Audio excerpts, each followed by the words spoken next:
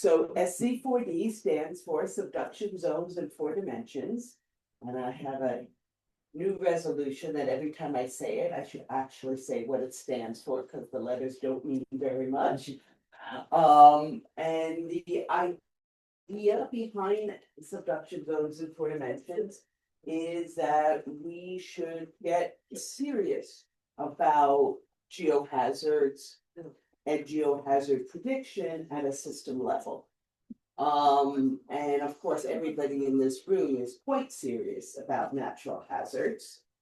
But we are also looking a little bit jealous of our friends in weather forecasting and even ocean forecasting. That they are very far ahead of us in their ability to predict, and there are a number of reasons for that.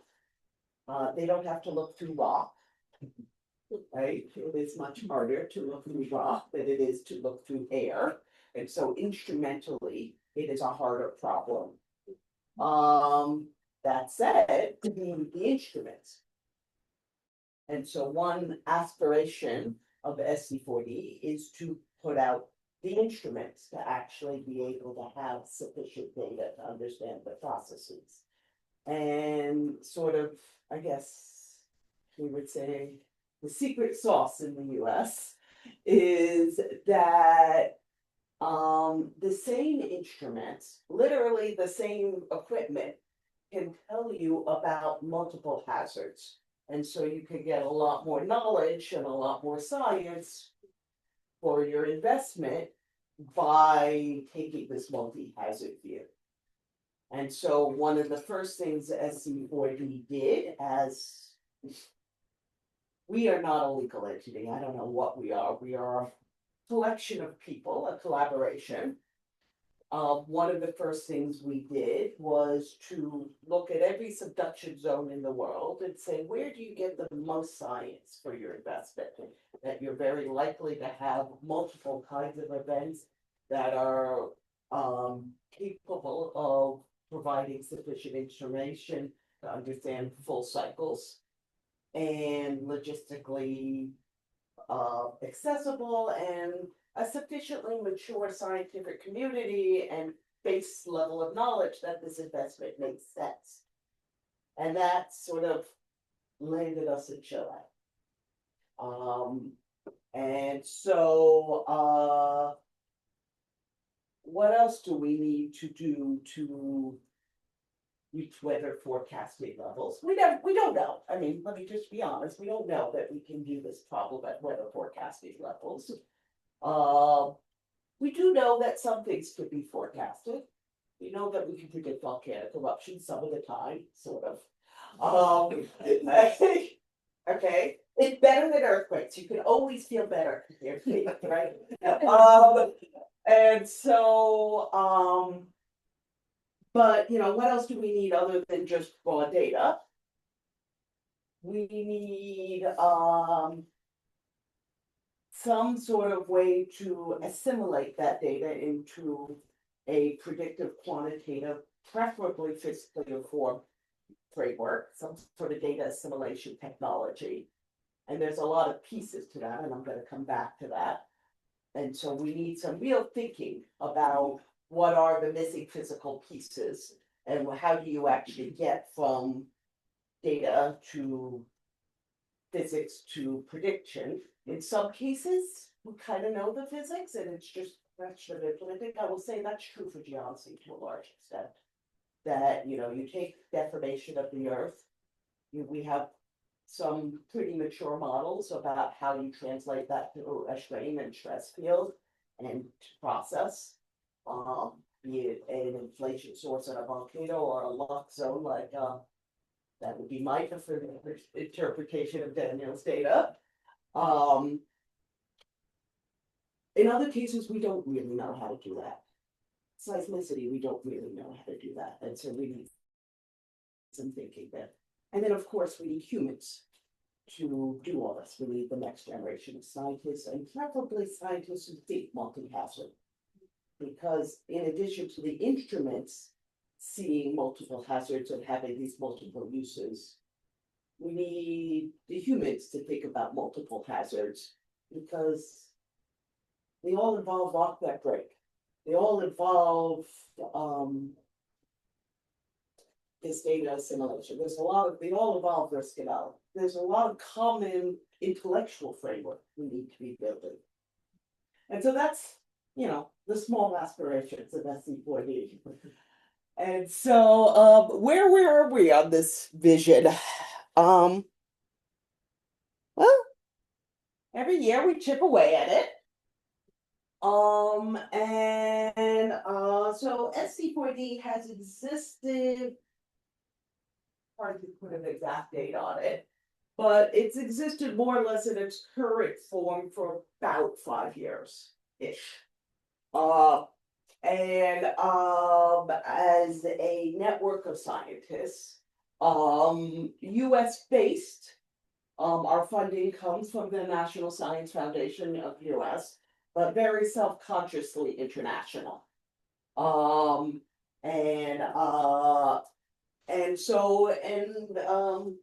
We've got it into a few patterns. One of them is a September leadership meeting in Santa Cruz, not Santa Barbara. Very sensitive about that point.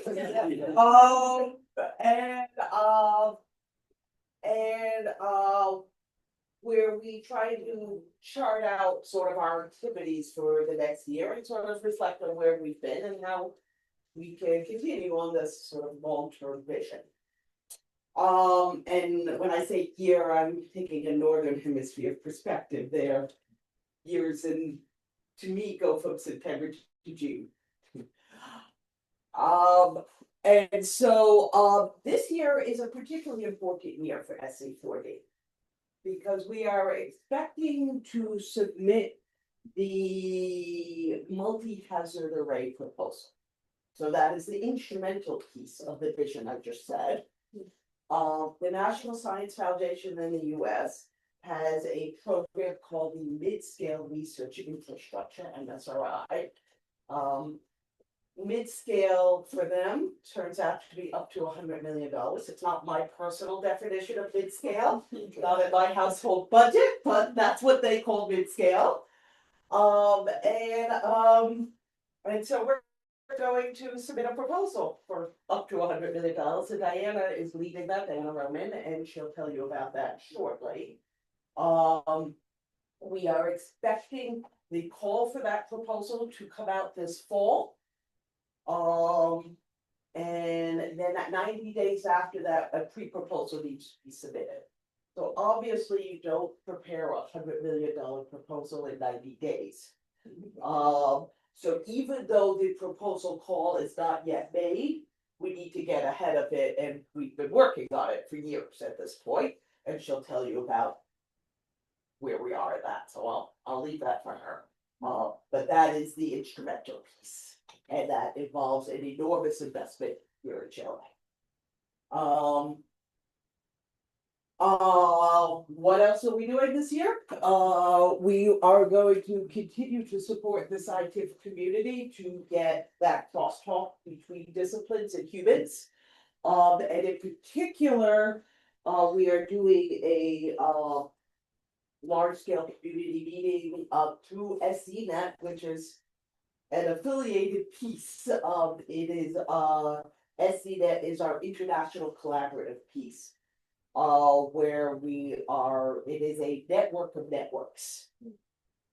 But networks meaning humans, not instruments. And SCNet is running or in collaboration with SC4D, is running a community meeting in Long Beach, California in April of this year. I brought it up earlier. Hope you all try to make it. Long Beach is Los Angeles, so big international airport. That was by design. Easy access, or as easy as we can make it. We will continue to support international collaborations. We also have other various smaller meetings planned, including some workshops before AGU I can tell you about. We are support international collaborations. We were very pleased to be able to do a really quick turnaround call for support to come to this meeting and the other workshop this week. We're supporting 9 US folks in addition, I guess we're supporting 11 US folks to come to Chile this week. And to try to keep exchanges going. And we are also this year continuing to try to support center level coordinated science. So that is a little different from just saying, hey, everybody come and tell us about your work. That is trying to actually put together the pieces and be really strategic about what is it you need to do to have a process-oriented approach. You know, the weather forecasters got started on this 40 years ago, so it's time for us to get moving. And we did submit a central proposal a year and a half ago at the National Science Foundation, which involved this lovely flow chart, which I am very emotionally attached to, but you can't read from where you're sitting.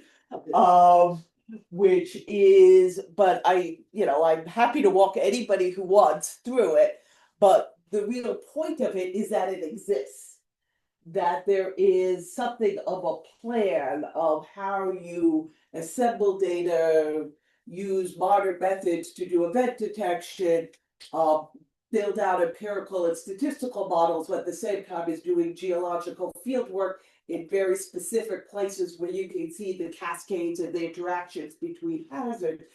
At the same time as you do laboratory experiments to get material properties that go into those models, and there are very certain material properties where we really don't know what's going on. Some stuff has been measured forever, and then rocks at the relevant pressures and temperatures, there's actually the experimental databases like this big. And so there are certain things that need to be done. And then we build up towards these system level models that wrap back around into the to be combined with the statistical forecasts. So this amazing center that's going to do all this is still under review at the National Science Foundation. You may have heard that there's some complicated stuff going on in the US right now.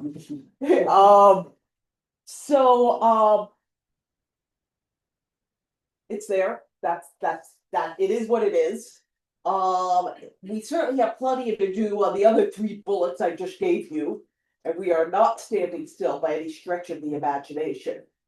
And when and if this shows up, great. Otherwise, we'll just keep on doing science.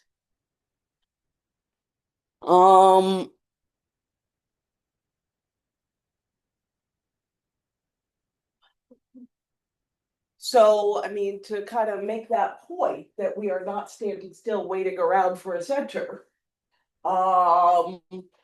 This is what we've done in the last year, somewhat abbreviated. Along the multi-hazard array, we've identified a PI team, which is a combination of Chilean and US scientists. We actually got a little over 500,000, 600,000, something like that, out of NSF to fund the design work. So interestingly, if you're concerned about the current political situation in the US, it's worth noting that came out under the current administration in April. I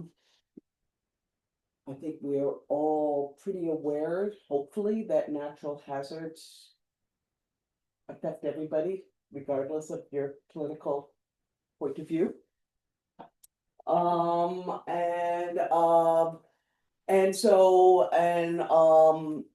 We got quite far down the line of producing a draft budget, which Diana will talk to you about. So, last year about this time, we still had funny looking cartoons that everybody was happy with because nothing had been cut because it had a fantasy budget attached to it. We are past that now. And things are getting cut, and that's a good thing. That's a really good thing because it means we're working with real numbers, and not everything fits into $100 million, even though that's a big number. Okay. We've continued to support the scientific community through a variety of efforts, workshops, virtual and in person.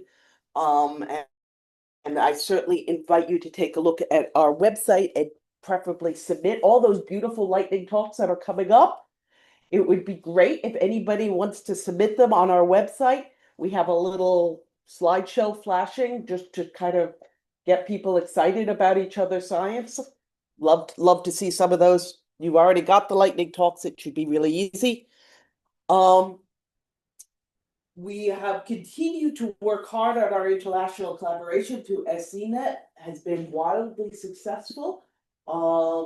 We've been running these student exchange programs. I've heard a couple of people talking about them, that their students are applying for them due tomorrow.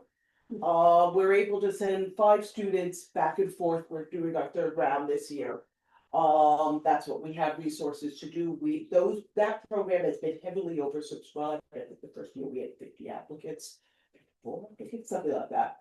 I just told the director of the Fulbright program this, and he was kind of floored because we're getting more applicants. And maybe we can learn something from each other there. So we are actively looking for other ways to leverage that program. We seem to have hit something that needs to exist. And so that's great. We've been running joint field trips. We're going to do another round of those shortly.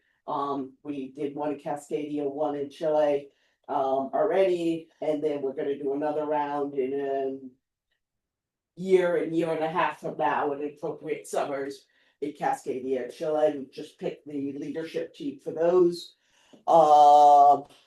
We signed this MOU with Sede and also with the Chilean Seismic Network. And there's more. I don't want to take too much time with this kind of stuff, but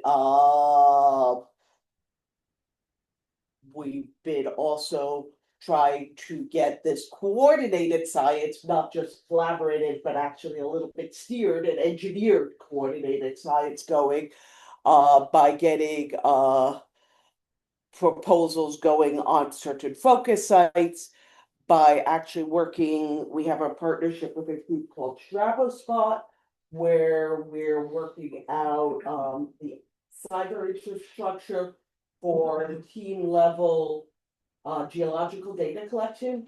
If you put a bunch of geologists in the field and you say, you know, go pick up some rocks and do something, actually having coordinated data collection is not that easy. And so we're trying to like work on the IT end of that. And SE4D is famous or infamous for having a lot of committees. Probably too many committees, but definitely too many committees. But it is a mechanism to get people to talk to each other.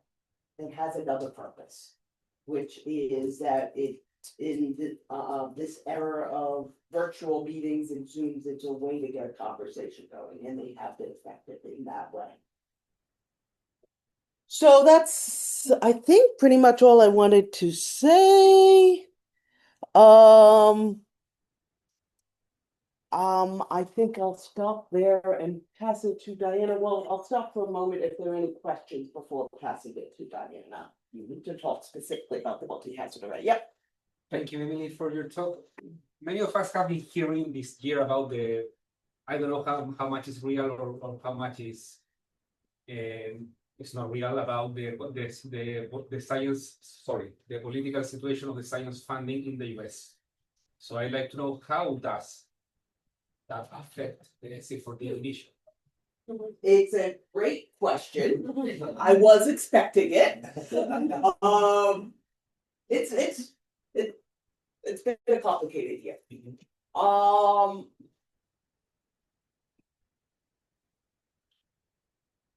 Come up with a short answer, even though I was expecting the question. I know it's long.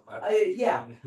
The short answer is that it affects everybody and everything. However, we have not had any money cut of any kind from SE4D through this process. As I said, we do have the center proposal still on hold is the sort of most direct effect. We don't really know why, because they don't tell us that, but an educated guess is that it's waiting for fiscal year 26 budget. It's waiting for Congress to pass a budget. It's a guess.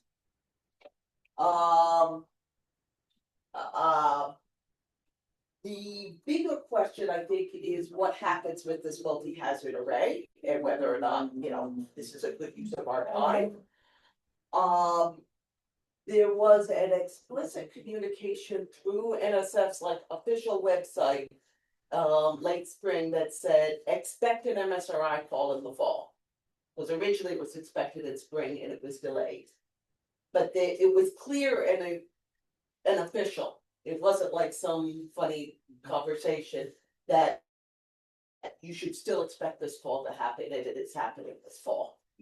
So I think we carry on.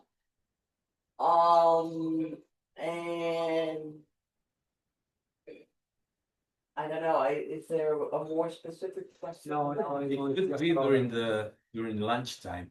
Yeah. I think all of us have some more specific No, we're questions about happy to that. talk to you all individually about what's going on in the US. Oh, I do want to say one more thing, actually, which is maybe some of you have heard, there had been an effort to inspire from AndesNet and SENet, C4T together to inspire our funding agencies to work on some sort of collaborative funding arrangement. Some of you may be familiar with NSF has these collaborative funding arrangements with various countries around the world where, say, a PI from Israel and the US could each submit a proposal to the respective funding agencies or to send it in together as one proposal. It gets reviewed once, so it doesn't sort of have this double review. And then if it reviews well, both agencies commit to send money to both places. And we've been working for a while trying to convince Anita and NSF to inspire such a program. My understanding is they got pretty far down the line on negotiating such a program, and it got paused with the change of administration. But I think that is likely to happen. Probably not quite as fast as it would have happened. Should it all have happened differently? But there is some likelihood. So that's been another effort that we've been trying to encourage. So yeah, I think so there's an effect. But again, most of the effects are slowing down things rather than canceling things. Things are just moving slowly.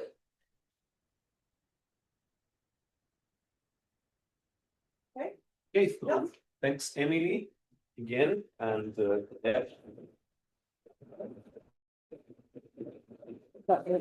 yeah, I got it. Let me. Okay. Hola, buen día. Yo seré valiente y hablaré en español, pero bueno. Hablaría en español, perhaps. So. Okay. So Juan Carlos and I are both the one thing standing in the way of you and lunch, and also the two PIs representing the NSF MSRI2 proposal team. So a lot of this information is has been developed by other members of our proposal team. Oh, no, that's me. That's my backup. Okay, yeah. Okay. So I'm going to give you a sort of general overview and actually pose two requests to AndesNet from the proposal team, and then Juan Carlos is going to give a short update on some of the funding design work that is currently ongoing as we anticipate the solicitation coming shortly. Okay, so I'll go a little quickly through this because hopefully you've all kind of gotten the understanding that, especially as Emily said, that what we really need to do in making advances in forecasting geohazards is both understand the physical processes, but also understand and have the observations needed to make those forecasts. And so this is really has always been one of the greatest ambitions of SC4D is a massive, basically we want a telescope. We want a really big, really good telescope. So this is our telescope. Okay, and so again, SC4D is many things, but one of its key core components is what we call the multi-hazard array, this telescope. And it includes subarrays for earthquakes, onshore and offshore, bulk array, volcanoes, surface processes, landslides, that's surface array. And actually a new component of our infrastructure of our telescope is actually a field station here in Chile to support geologic field campaigns, to have some sample processing equipment and storage, and to actually have a person supporting that work. So this has been a longstanding commitment of mine that there needs to be field geology in this infrastructure. It can't just be instruments. And so we are supporting infrastructure for that field geology in the MSRI. And we're extremely excited about that. We're about to add one or two PIs to our team to represent that part. So stay tuned. So yeah, it's really, and I'm an instrumental person, but this is really the philosophy that you can't just make seismic observations. You can't just make gas observations. You really have to link into what you can understand from analysis of the rocks, from mapping, and so on. Okay, so what I want to do is kind of go over Emily already kind of dropped the bomb, which is I'm at the point of taking people's candy away. Because we're getting serious. We're starting to really be realistic about what we can do with this $100 million opportunity, and really starting to say what are the most critical, most important things. So this was our optimal, and this actually came out of the Termis meetings. This was what AndesNet advised us to do in terms of where in Chile to target. You guys have a lot of subduction zone, and it's so fascinating.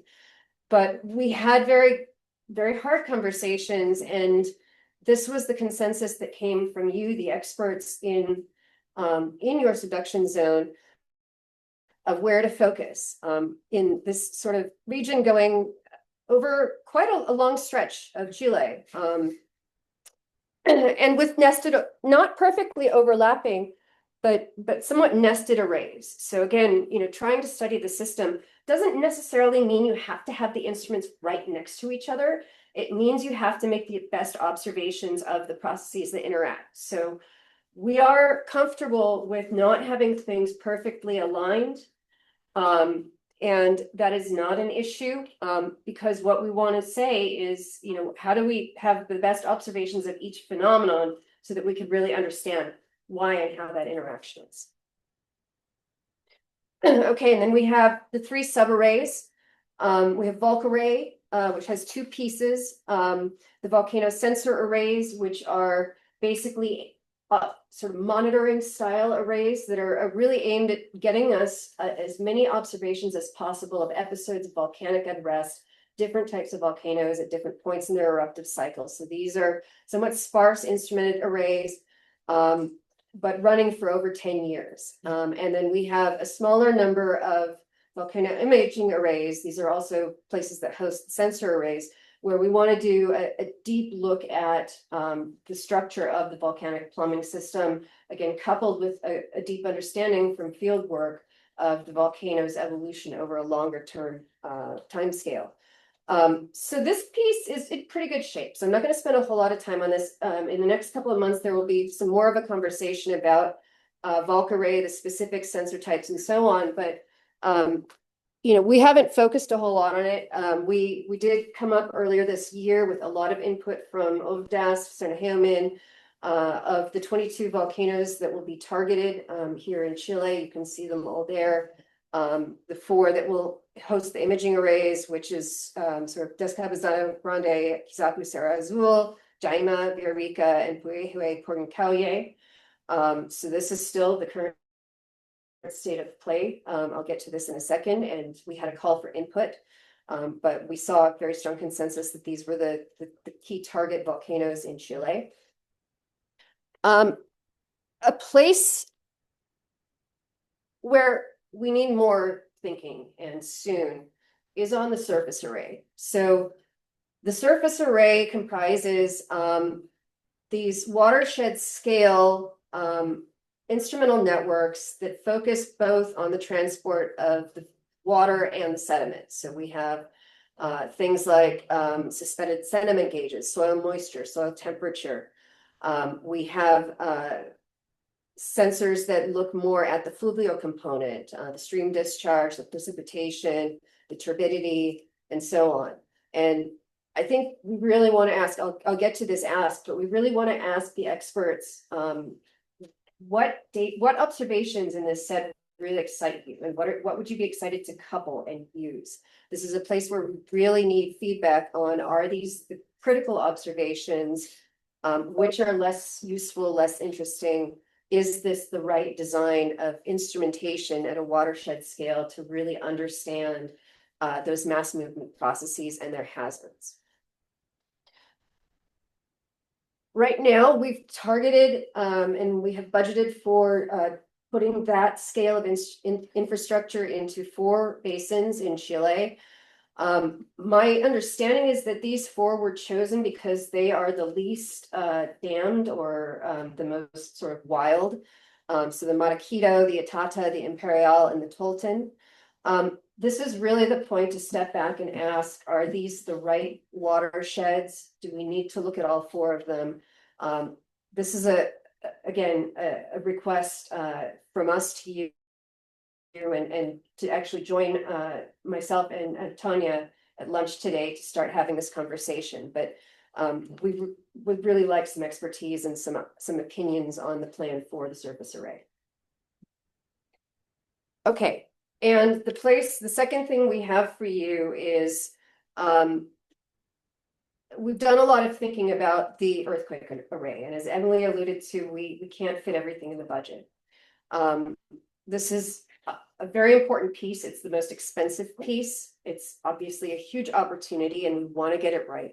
The initial plan was to have 2 phases, one covering the recommended area of 850 by 200 kilometers offshore Chile, with a very sparse array to try to focus in during a phase 2 to really look at an area that's much more interesting, might host many more transient behaviors. So that was the initial plan. And again, you know, the zone was defined based on various characteristics of and expectations of seismic behavior in Chile, knowledge of locked zones, areas of interesting microseismicity. But again, you know, it's not a lot of instruments. And so this brings me to a few words about the MSRI-2. So Emily introduced it. It's the vehicle we're targeting. We expect the call anytime soon. I'm here. I'm still spending 90% of my time on this. So I have faith that we are going to be submitting this proposal. But there are some parameters to it that are very important. And the easiest way for us to not have a success is to not speak to the requirements of this this major opportunity for infrastructure construction at NSF. So the constraints are the $100 million is a hard cap. You cannot go beyond that. And they analyze this, and you cannot go back to them and say, well, there are tariffs now. We need 110 million to get it done. They will cancel it. They will simply pull what has been invested.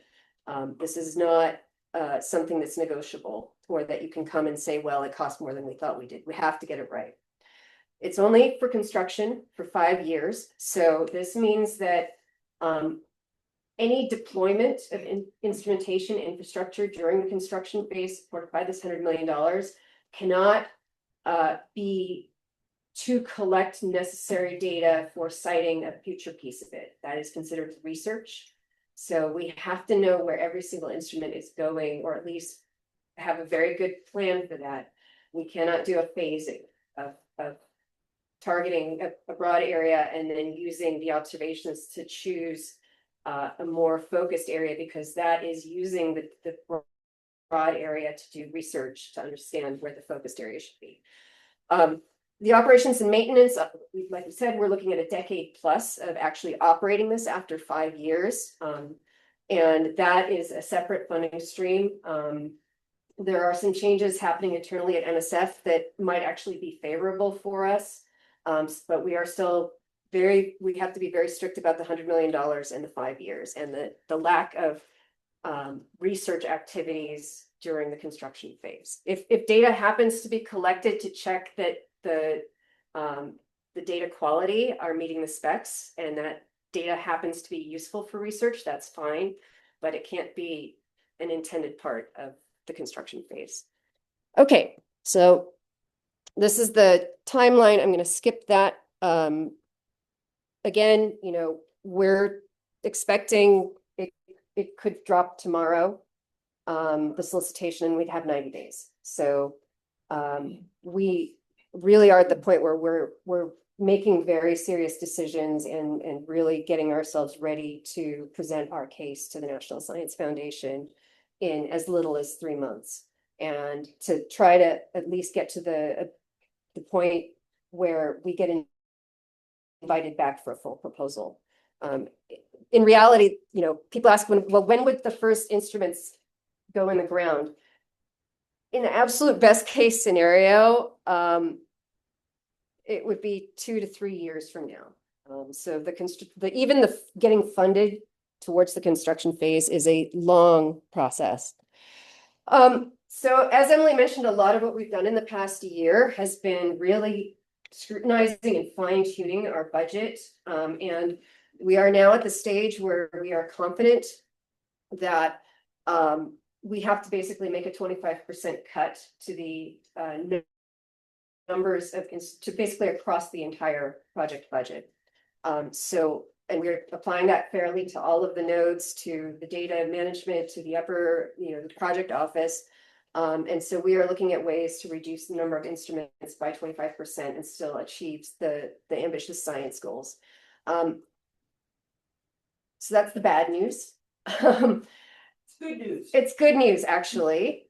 And it's good news because that means that we're in the end game of submitting this. And we are at the point where we can confidently say, we know what we can afford.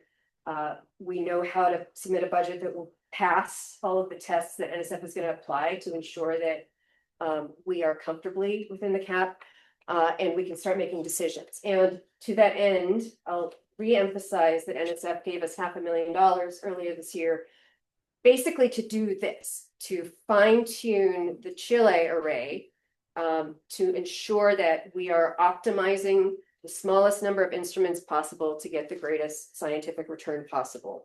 And we have 4 Chilean scientists that are actually salaried, funded through that. That was our first NSF proposal where we were able to do that.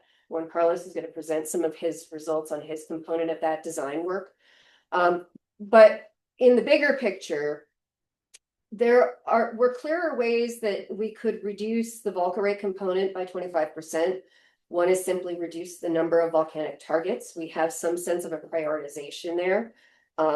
Alternatively, if we look at what existing instrumentation, we might be able to count instead of putting a new seismometer next to a permanent seismometer. That might help us get to the 25%. But again, this is a conversation that's not going to happen today. That one is going to start once we get through earthquake array and surface array. Surface array, similarly, there's a simple solution of reducing from 4 watersheds to 3 watersheds. And again, this is the conversation that I invite you to have with us at lunch today. Alternatively, we could look at reducing some of the sensors that are less exciting to the community. So again, request 1 to AndesNet from SC40 and from the proposal team is if you are interested in talking about the watershed targets and or the types of sensors in those watersheds, please join me and Tanya at lunch today. I think Felipe, you're going to join us already too. So let's start that. Let's just start that conversation. We're not just making decisions today, but we'd really like to get some experts kind of telling us their opinions on what to do there. Okay, and so the final piece is how do you reduce earthquake array by 25%. And this was a lot less clearer because it's not kind of incremented the way we have X number of watersheds, X number of volcanoes. So we've spent a lot of time on this, and we spent a lot of time at the SC40 leadership meeting on this problem. And I'm going to present to you a recommendation that we adopted at the leadership meeting in Santa Cruz, largely a proposal from Marcos Moreno on how to get there. And we would like a response from AndesNet to that recommendation. If you agree that it's the most logical way to go, if you need more information, but we are not making this as a decision. We are making it as a formal recommendation that we agreed on in our meeting, that we would like you to tell us if you think it's okay. Okay, so here it is. Okay, so in the current budget, we had 70 OBS plus 15, 50 GNSS and APG plus 8, and so on and so on and so on. So you can see the reduced numbers below. If we just, and this is not a given that we're going to cut every type by 25%. This is just kind of a nominal thing. Okay, so we may decide, okay, well, nobody likes APGs, right? What are those about? Let's just get rid of all of those and just do OBS. I'm kidding. But just to start the thought exercise, let's see what it looks like if we just cut 25% of every sensor type. Okay. Oh, that's not so good. Okay, and I guess the point here was that we also have to do away with the phase-in, because that was the original concept in our implementation plan. It turns out that it violates a rule of the MSRI, and so we really need to think about at least a plan for perhaps a broad lens or a wide angle lens with a focus lens inside of it at the same time. The great thing is we're in Chile and we know a lot about what's going on in the subduction zone in the megathrust in terms of where things are locked, where we're seeing interesting seismic patterns. So we can probably make a pretty good educated guess on where the really important observations are going to be. Okay, and we also want to make sure that we're getting the instrument density correct to really make a novel set of observations. So originally we had 70-kilometer OBS spacing offshore in our backbone array. But what we are trying to do is detect microseismicity rates to very small magnitude of completeness, to characterize focal mechanisms, to most importantly have really good locations where we can tell if an event is in the overriding plate or the subducting plate. And so by analogy, this is some work that Brandon Schmidt, one of our PIs, did, looking at what you get with 35-kilometer OBS spacing in, for example, the SNet array offshore Japan. You need that level of spacing to get down to something like a magnitude 1 completeness. So 70 kilometers is really an imaging density. But if we want to get serious about really characterizing events down to small magnitude of completeness to get good rates, we need to reduce the station density. We're already reducing the number of stations. So the only way to do that is to reduce the size of the footprint. That's where I'm going with this. And then a similar example here. So what we did was really step back and say, okay, well, what are the key questions? What are the key observations that are implied by those questions? And then what is the implied station spacing? And in that, what is the implied area that we can cover with our reduced numbers? Okay. So we did a lot of going back to some of the early thinking and what are we really trying to do here? Okay. And this is what Brandon came up with. We actually went and we said, well, what statements have been made about what observations we actually need offshore Chile? And what we found and what we, I think, agreed in Santa Cruz was that we need a target magnitude of completeness offshore of about 1.5 or better. We need less than 5-kilometer depth uncertainties for depths greater than 15 kilometers. So these are all kind of guiding us towards what densities are required, and it's looking more and more like something like a 40 to 30 kilometer OBS spacing. On the offshore GNSS front, we need locked zone resolution down to 20 kilometers or 40 kilometers, depending on how close you are to the trench. We need transient resolutions on the order of, or to about 5 centimeters of slip. So this is basically telling us what station spacing we need. And the problem turns out, not problem, but the constraint turns out to be more the OBS spacing, where we really have 70 kilometer station spacing is not going to get it. We need to go to something that's closer to 40 to 30. Okay, and this is the proposal that Marcos gave us. We ultimately looked at 4 options, but only debated 2 in Santa Cruz. Option 1 was to actually try to stretch a little bit more and cover the Central Chile Gap, but also the Iapel, the northern part of the Iapel segment, and the southern part of the Atacama Gap. And to let us look at things like intersegment interactions. I think there was a lot of interest in this in Santa Cruz. Transients, potentially SSEs, up-dip tsunamigenic processes. The second option was to really focus it, to say, okay, let's just, double down on a smaller area and just have incredibly high resolution the best we can. And so option 2 on the right was basically to cover 555 kilometers of strikes, so not going into the southern Atacama Gap, but capturing the Central Chile Gap and at least parts of, if not all of, the Iapel rupture. And in this case, we would be able to focus the scientific effort on getting really, really fine records of a very strongly locked gap, very high resolution for slip modes, and potentially precursory processes as well. Okay. And then we looked at what station spacing would we get in these 2 options. This is, you're going to see dots on the map, but this is not where the individual stations would go. It's just this sort of thought schematic.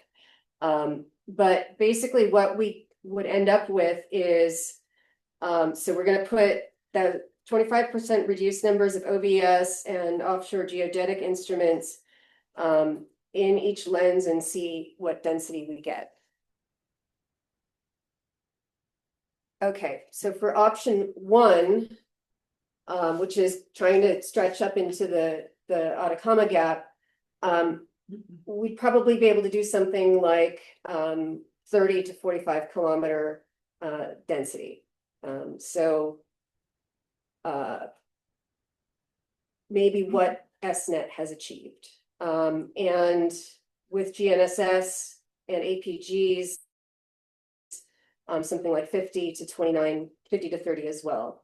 So here, and there is some thinking about, well, where would we densify within this? But if we were to squish them down into option 2, obviously we would reduce the densities down to something that is actually better than EstNet had. So, 35, which is what they had, down to 25 in a more focused lens 2 for the OBS, and 50 kilometers to 30 to 25 kilometers for the geodetic, which would get us those very small scale transients and very high resolution locking characterization. So weighing those 2 options, where the pros of option 1 would obviously broader coverage, 2 locked zones, looking at more opportunities to look at segment interaction, but lower resolution versus basically higher resolution and much lower magnitudes of completeness, much ability to detect much smaller transients. The recommendation that was posed, or the recommendation that was adopted in Santa Cruz and is posed to you is option 2, basically.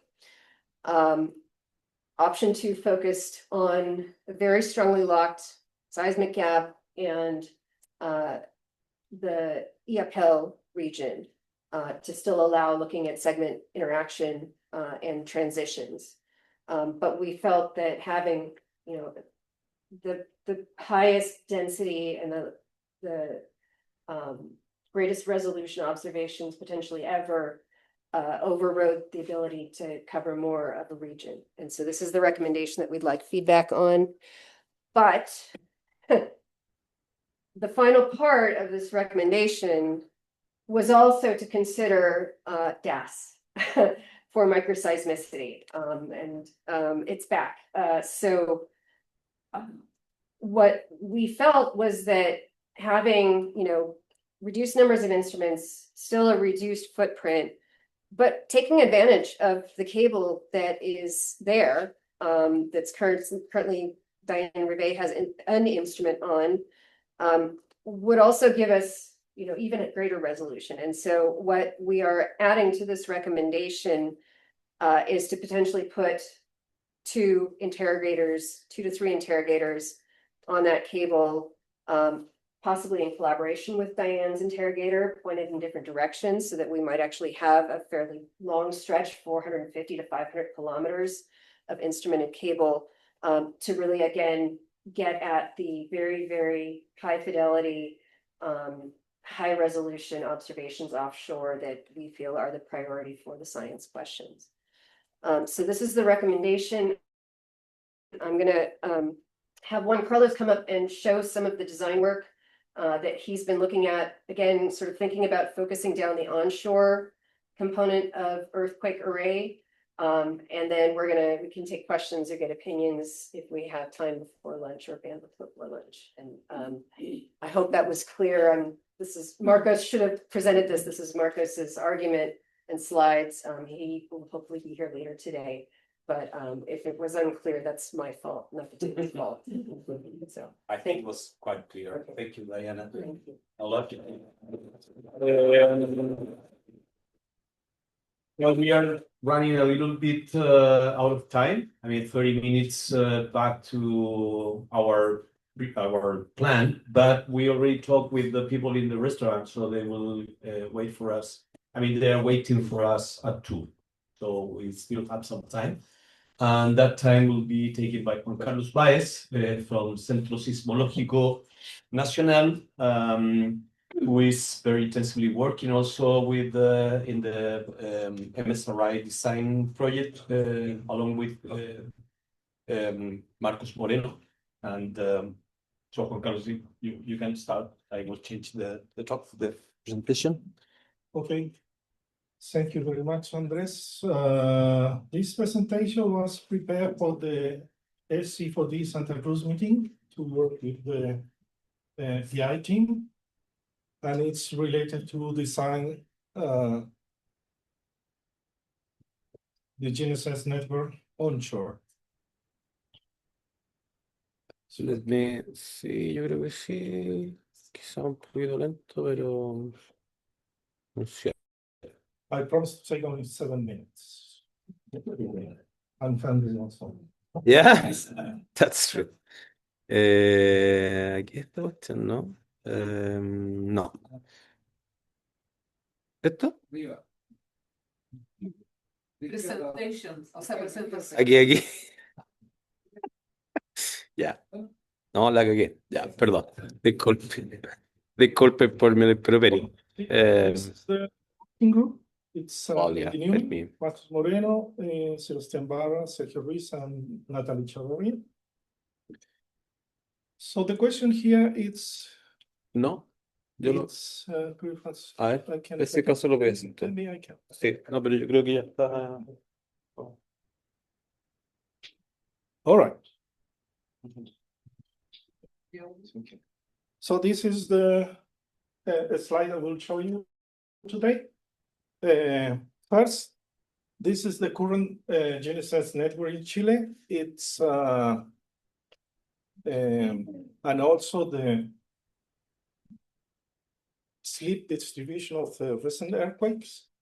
It's composed about in black dots are the CSN station, and yellow are in cooperation with other projects, and in pink are the volcano GNSS stations located around Chile.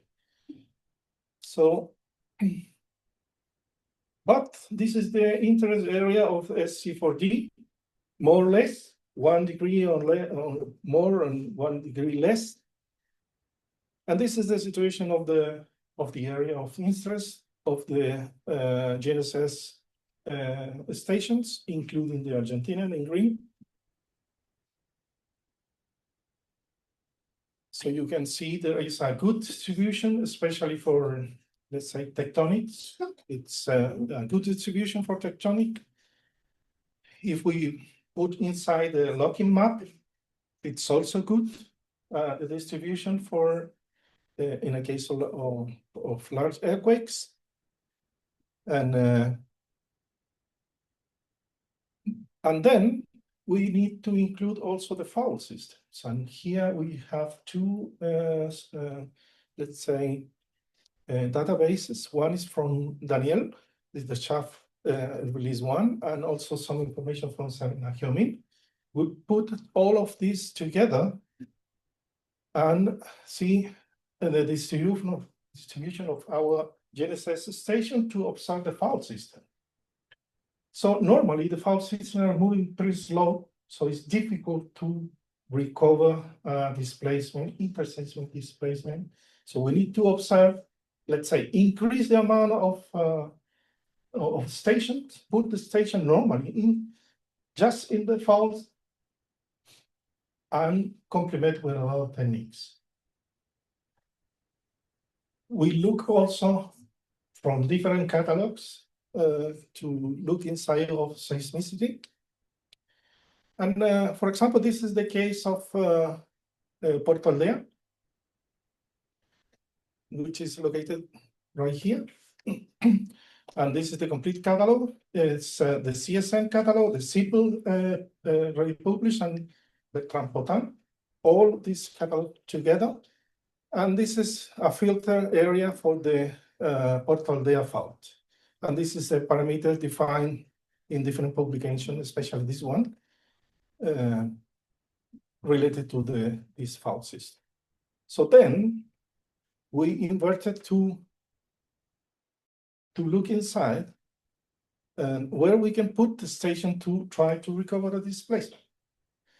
And then we normalize this one to see, okay, how much station do we have to put in this fault to try to see something in 10 years. So here it's between 2 or 3 stations. More? More than The Really? that already. Yeah. Right. So then the good news is here we have all the area. We extended a little bit more south, and I think we'll cut it here close to Mataquito area. So this fault probably will be out of the area of interest because of the amount of the station. And here we have more than 40 stations. If we take into account, for example, all of these fault systems, including the San Ramon and from the coast also here, and Pichilemu, and so on. So the amount of stations is too large compared with the budget we have. So then we do a sensitivity analysis. This is taking only the current station. So of course, for the large earthquake, we will recover information in a large amount of the station. But if we increase the amount of station for the fault system, it's improving a lot for earthquakes, but not really for faults. So just small, and we have to observe more than 10 years at least to look a small signal in each fault. Then we think it's maybe a good idea to try to put a different technique here. and we are thinking to prove this one.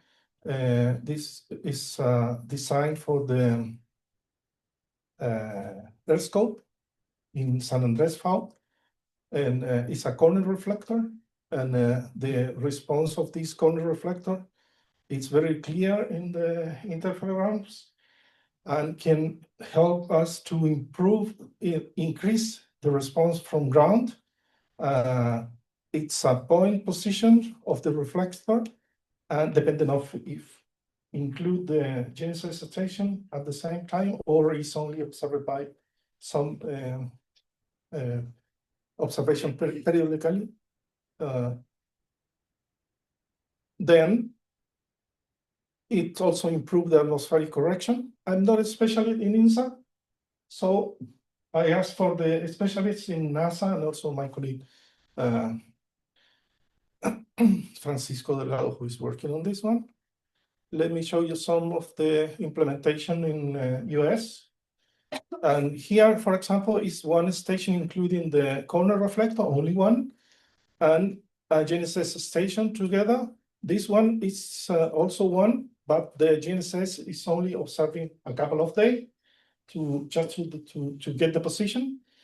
Yeah, and this one is due to the noise produced by the INSA, because one of these signals is also in the L band, so it's the same band of the GNSS. And this one, it's two corner reflector, one to get the ascending and descending mode of the satellites. So we are thinking to try one and install here in Santiago, close to Santiago, in El Roble place, because it's very high and it's a quiet place, and put two corner reflectors to try the ascending and descending mode together with a GPS station. And then these two is more or less $10,000 to include in the budget for one. But if we get, let's say, 20, and the price can be down. Also, there is another development. We think to do this together, maybe we can use also a low-cost GNSS. And the low-cost is, for example, this is one of the development. It's a Septentrio Mosaic X5 card, which include the software inside of the card. And this is mounted by, this design, it's what you bring to me today. We have at least 9 or 10 of these devices working at the north, installed with Marcos during our vacation. And it's at the north of Chile. And you see, for example, we have an example here, a result, including this kind of sensor, which is only $2,000 each one. And this is for the earthquake in San Pedro de Atacama. So we was able to recover displacement of all of these stations around. Most of these stations are based on this kind of sensor.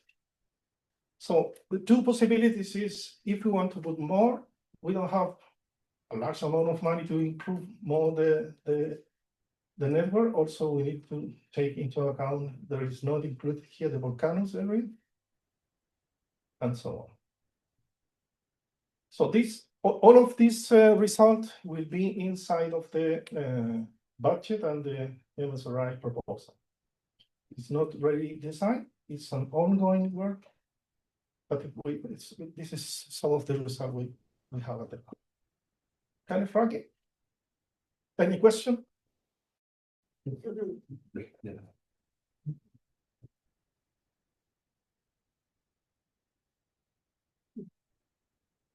Daniel. Juan Carlos, I wonder regarding the faults, what actually do you want to measure on these faults? Because the Cortaldea fault, okay, it's in the quaternary database, but the 125,000-year-old terrace is not displayed. So I would say the fault is worthless of instrumenting with the GPS. Right. Same as the San Ramon fault. You will probably have seen You want to see something go to a fault that has a faster geologic sleep rate. Is San Ramon Foul is not that fast, we would like to. But we saw some, deformation. It's, yeah, it will be, The other day, let's say it will be easy to observe if Yeah. the fault is fast.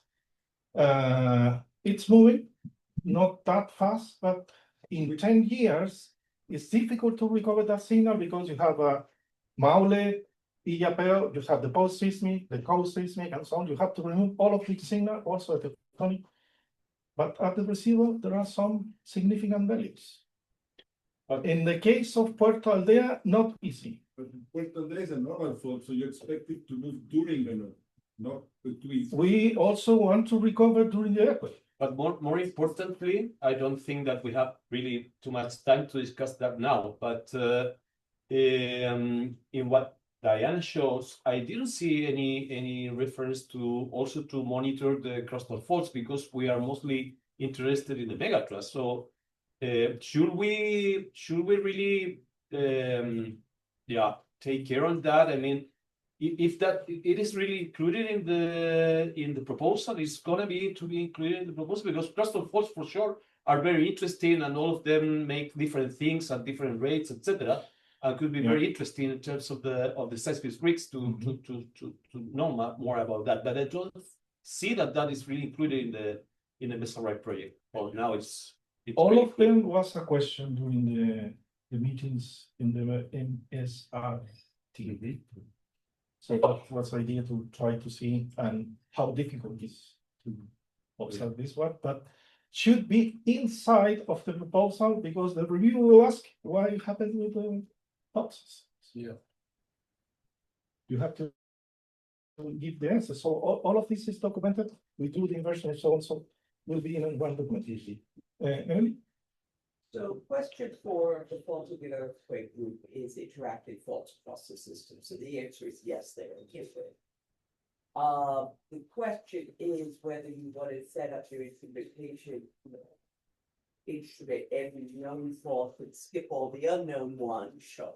Or whether or not the goal really would be to get some regional scale view of stress and strain over the system, which might be perhaps a better strategy. So. But with the budget problem, I guess it's complicated to increase the density of GNSS along these faults that we really don't know too much about that. But yeah, I think it's important. And the other question that I have, sorry, is the budget. The original budget, of course, was with 10 times more. I mean, the cost of the GNS that you consider in the budget was like $20,000 dollars. Yeah. This might be like a silly question, but aren't they restrictions now with the Chinese technology for GPS, drones, and things like that? So my It could be, yeah. what technology you can actually buy with the allocated budget? I mean,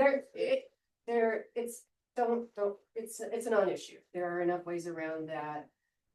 Direct purchase through Chile, don't take that as a limiting factor. But I think maybe if I could editorialize for a second, and we went fast because we're all hungry. Point one is that we are remaining faithful to the SC40 implementation plan, which spent a lot of time and a lot of thinking to define science questions, and we might rebalance the prioritization of those individual questions, but we are not throwing them out and designing an entirely new set of targets. The same goes with our discussions about the watersheds. What this is, and I rushed through that, but we have a lot of onshore GNSS in our budget. And I think the point here is that Juan Carlos and his team in our design proposal are really looking at ways to take better advantage of things like NISAR, which is about to launch. It also gives us a tie to NASA, which we don't currently have, with these corner reflectors and helping to tie some of the INSAR into the GNSS network more absolutely versus, lower cost technologies that we might densify. So either, being able to bring down the absolute number of onshore GNSS because we can use INSAR for some of them with the corner reflectors, or we can just tie them better together, or trying to swap some of them out with maybe a lower cost technology. And this is the type of work that we're doing across, the bulk arrays, other components of the offshore to really look at, how much, what can we get away with? And so these are really creative solutions. Yeah, that's the point. It's not adding to our budget, actually. Yeah, I want that to be crystal clear that what you're showing is not adding to the budget. It's actually tuning what's in the budget to be more effective and lower cost, either in terms of numbers or types of instrumentation. Okay, so being 2 o'clock.